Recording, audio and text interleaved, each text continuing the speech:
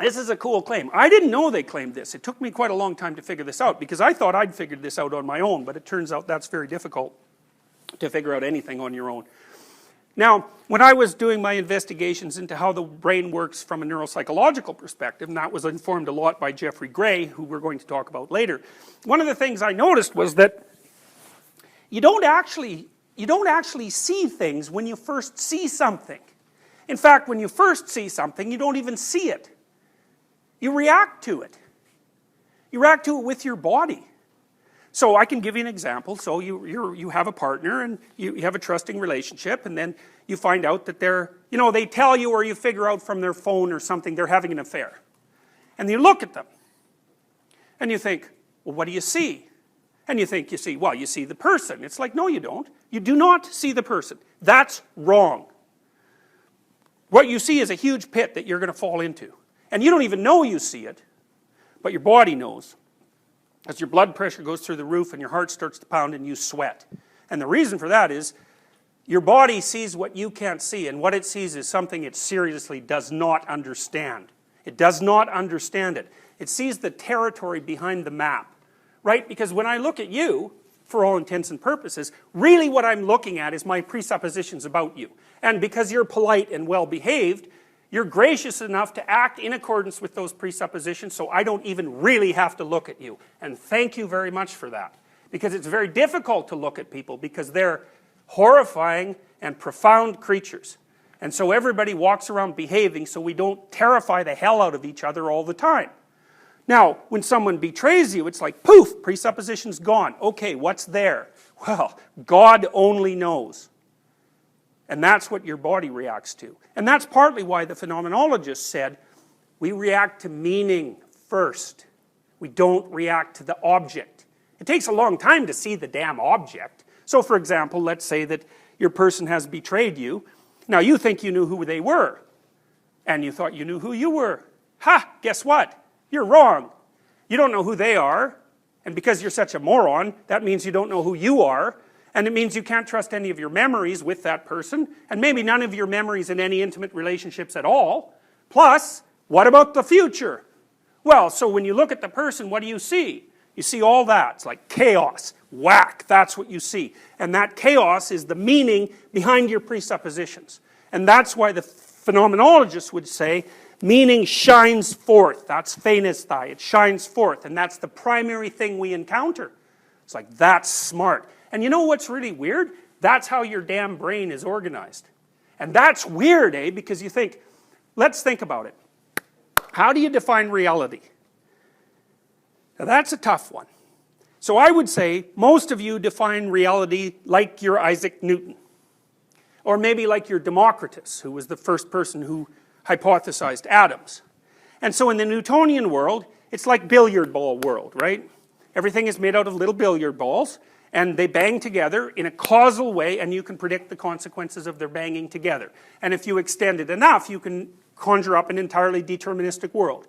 A happens, causes B, B causes C, always the same way, and everything runs like a giant clock. That's Newton's model. And it was a clock model because, you know, back at that time, clocks, man, those things were pretty damn impressive. Clocks got the whole Industrial Revolution underway, and you know, medieval cities would put an awful lot of time and work into their clocks, and they thought those damn things were really cool. You know, they could keep track of where the planets were moving. It's like, that's a big deal, a clock. And if you want to think about an invention that changed the world, it's like the clock's a big one. Now we can measure time in the same way. Everyone can measure time. It's a big deal. So the idea that the universe is like a clock, given that the clock can predict the universe, it's a pretty damn powerful idea. Turns out that it's wrong because, you know, causality is a mess. No one really understands it. And there are levels of analysis at which causality, just in the way we experience it, doesn't seem to apply at all. You go down to the subatomic level, it's probabilistic. You can't predict single events. And I don't believe that you can predict the future. You can predict parts of the future in an extremely limited way for some purposes, for some span of time, and you can't even predict how long that span of time is going to last. You know, and some things seem to be more stable across more situations and more times than others, but there's instability everywhere, and it makes predicting things a very difficult thing to do. So, okay, So, that's one idea about reality. That's the idea really that you have. And that's the reality that you've been educated to have. The idea of reality you've been educated to have. Even though we know it's wrong. Like, Einstein blew that world up in the early 1900s along with the various people that Einstein depended on. That's gone. It's wrong. And then there's all sorts of other extremely complicated problems like how to model positive feedback loops.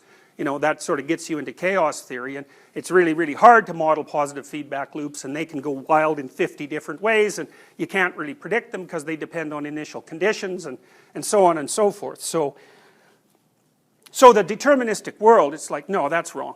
I think part of the reason we have to have free will is because we can't act deterministically.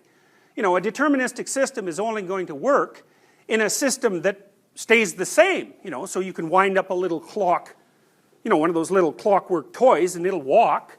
But, you know, if you put a cliff in front of it, it just walks off the cliff. So when cliffs are appearing in front of us randomly all the time, so I can't even see how a deterministic system could possibly work to guide us. It would assume that our knowledge, the knowledge that we derive from the past, is sufficiently accurate to causally guide us into the future. It's like, no, that's not right. It doesn't. Maybe that's why we have consciousness. No one knows, but that's a good theory, if there's a why. Anyways, here's an alternative. The alternative. This is a Darwinian alternative. So here's the alternative. The world's a complex and dynamic place. It's full of weird things. Basically, it's made up of patterns. It's made up of patterns and patterns of patterns and patterns and patterns of patterns, and that's what it is. And they shift and dance around. And then you throw something that's alive into that. It's programmed by DNA. And the damn thing has to keep up with the patterns, and they're changing all the time. Some of them are kind of stable, but they're pretty damn fluid. So then you throw the DNA in there, and it goes and produces a million variants of whatever it's going to produce. And most of them are wrong. So you're a mosquito. You lay a million eggs. It's like, so that's a million bets about how the future will causally unfold. And the bet is, the future's going to unfold so this egg can turn into a mosquito. And so then you might say, well, how often is the mosquito that lays the eggs wrong? And the answer to that is, if it lays a million eggs in its lifetime, I don't know how many eggs mosquitoes lay, but they lay a lot. All of those eggs are going to die except one, if the mosquito's lucky. And you know that because we're not knee-deep in mosquitoes, right? If it wasn't the case, then there'd just be mosquitoes everywhere, and there aren't, thank God. There's enough of the damn things, but, you know. So basically, what's the bet? The bet is mosquito matches environment. Answer, wrong, except once in a million. So how do you overcome that? Million mosquitoes, million eggs, and it'll do the trick. And so look, that's so interesting, eh? Because it means the fundamental hypothesis that the mosquito structure matches the structure of reality is wrong at a 1 in a million. It's wrong at a 999,999 level of error. You might just think that's just completely wrong. You know, that's really wrong. But it keeps the damn mosquitoes going. Okay, so then this propagates across time, you know. And what really propagates across time is a massive wave of death. Virtually everything fails. 99.9% of the species that ever lived are extinct. It's something like that. You know, and we're doing a fair good job of making sure that a good chunk of the ones that exist now are going to go extinct. You know, so failure and death is the norm, and it's going to happen to all of you.